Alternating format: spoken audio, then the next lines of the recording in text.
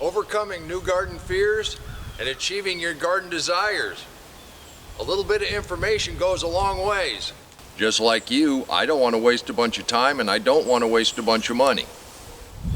I would like to have a beautiful garden that produces lots of great tasting food. What if I do something wrong and I lose everything? Oh no. Well, here's a secret. Even if you do everything right, you're still going to lose some stuff.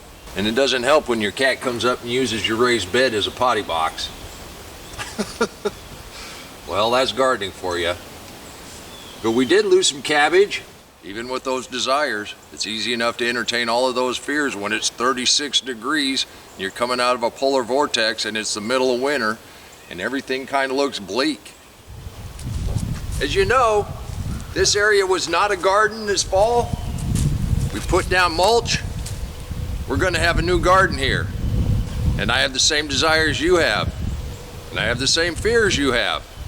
But I've got some information that makes it a lot easier to deal with. And here's a little secret. I don't grow anything, but I do create the environment that allows things to grow. I stumbled across Ruth Stout early on in this journey. I didn't want to weed anymore, and I did want a beautiful, productive garden. I had a lot of weeds, and it took a lot of work and a lot of effort.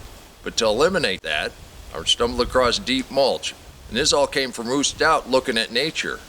You know, she was waiting for the guy to come till up her garden. She got mad, and she was looking at the weeds thinking, you don't have anybody coming and tilling up to make you grow. Then she realized seeds just land on top of the ground and they grow. So let's use nature to our benefit. The mulch actually does not feed the plants. It just makes an environment for the life in the ground. I have gone into great detail about this, but just knowing the basics will help you alleviate your fears on your new garden and create the desires that you want. A beautiful, productive garden that's creating lots of great tasting food. And you can do this too. After applying the method that Ruth used with the deep mulch and seeing how well it controlled the weeds and seeing how well the garden started to look, I was wondering why it worked. I stumbled across Dr. Elaine Ingham. And that's the whole principle between the living soil, what actually happens underneath the ground that we don't see. And like I've already said, I don't grow things. I just make the environment that allows things to grow. And here's how it works in a nutshell. The earth is made up of rock. The dirt, the soil, is made up of different size particles of rock, sand, silt, and clay. It has all the nutrients your plants are ever going to need. Nature doesn't have anybody tilling or fertilizing or doing anything, and everything grows. Why does it grow? Because there's life in that soil. The bacteria and the fungus break down those minerals and make them plant soluble. The plants can take them up. There's a symbiotic relationship with the roots that are in the living soil, and that's what it takes. That life creates passageways, which allows more water, which allows bigger life. It's a whole ecosystem under the ground that we can't see, microscopic, all the way up to the worms. It all works together. And by looking at it this way, I actually do a lot less work than I ever have in my entire life. Adding a little mulch on top, no big deal. Now the most work I ever do is harvest. And that's that great tasting food and the whole point behind why we grow a garden. And it is Saturday, and we reserve Saturdays for you and what's going on in your garden. But it's the middle of winter, and most gardens are pretty much like this garden, waiting for spring.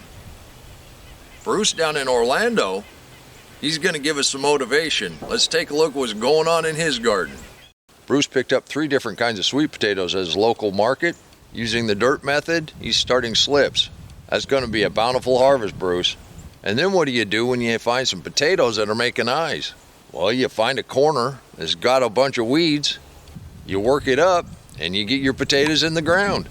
And being down in Florida, he needs a little jump start on the rest of us, but his summers are way hotter than ours. So he's getting quite a few seeds going. And this is on a great day when we're talking about the fears and desires of new gardens. This is wonderful, Bruce. Thank you.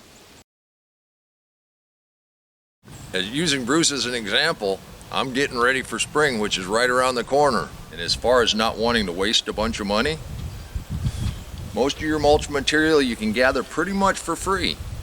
If you don't have leaves to rake, I'll bet there's somebody pretty close in your area that does have leaves. Be more than happy to let you take them. Grass clippings, same thing. You may be in an area that really doesn't have a lot of options, then it gets to be a little more challenging. A good portion of the population lives in an area where organic material is available. And you can create your own compost just using the scraps out of your kitchen and the paper products that normally go into the landfill. A lot of that stuff composted down is really good for your garden, and it's free. Although the roller coaster of this winter's not over yet, I'm gonna have to cover everything up again tonight, but then it's supposed to be 50 degrees tomorrow. I think we're gonna plant something then. Hope you join me for that. And until next time, remember, take care of yourself, take care of your family, and God bless you.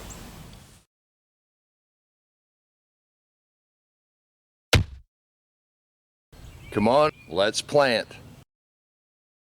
Let's go plant garden.